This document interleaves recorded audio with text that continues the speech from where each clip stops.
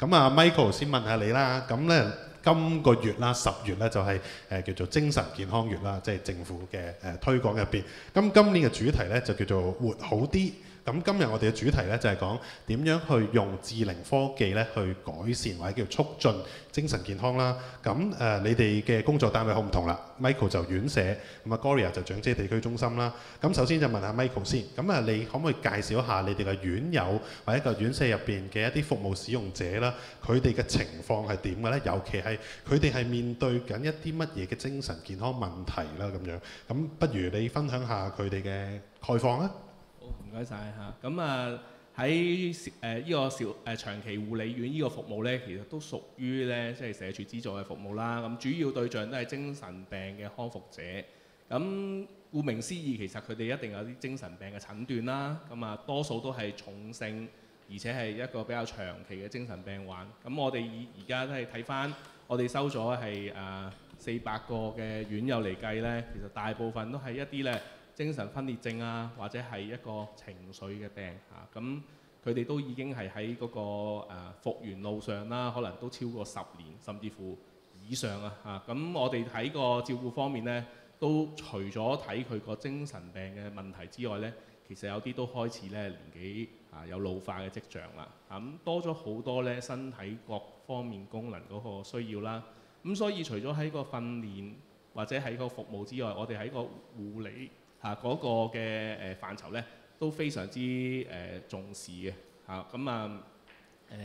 譬如啦，即係喺佢哋嗰個日常嘅護理方面，佢哋需要有啲自理嘅活動嚇，沖涼啊，或者係做一啲嘅餵食等等啊嚇。咁我哋都需要咧，即係好嚴謹咁樣去同佢做一啲嘅評估，以致我哋咧希望咧控制嗰個風險。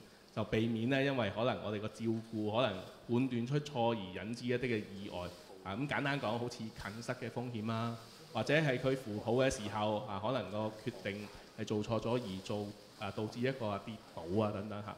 咁我哋就精神病係佢哋本身入嚟嗰個原因啦，但係我哋都需要咧喺個日常護理嗰方面咧留意翻咧各方面嘅情況。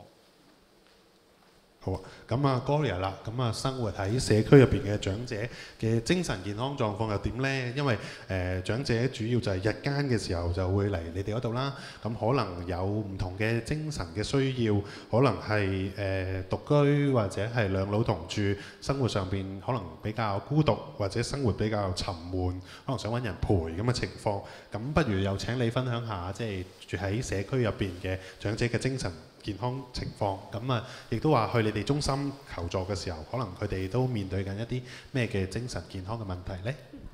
咁我哋香港而家係老齡化咧，大家都知㗎啦。咁其實我哋自己服務緊嘅長者咧，會員都要差唔多2500人啦。但係另外我哋都會有啲獨居雙老嘅長者，我哋叫 STE 啦，可能後邊都會再講。我都服務緊3000人嘅，係啦。咁其實近年嚟，我哋會發覺到咧，其實有一個好大嘅轉捩點，就係一個 moment，就係疫情之後。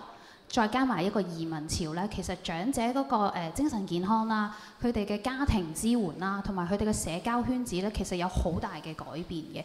咁呢樣嘢對佢哋嚟講咧，佢哋嚟求助嘅時候咧，都會面對緊，我覺得係有好兩大嘅問題啦。一係就係可能佢哋情緒會比較抑鬱啦，係啦，焦慮啦，同埋佢哋會感到孤獨啊，因為佢哋即係好多仔女都移民咗，而佢哋係留港嘅長者啦，咁所以佢哋喺尋求協助嘅時候，可能冇咗自己身邊嘅朋友去或者屋企人去幫助佢哋面對身體改變嘅問題嘅時候，要點樣去做啦？咁所以呢樣嘢都會形成佢哋一啲焦慮啊，或者壓抑，需要我哋去幫助嘅。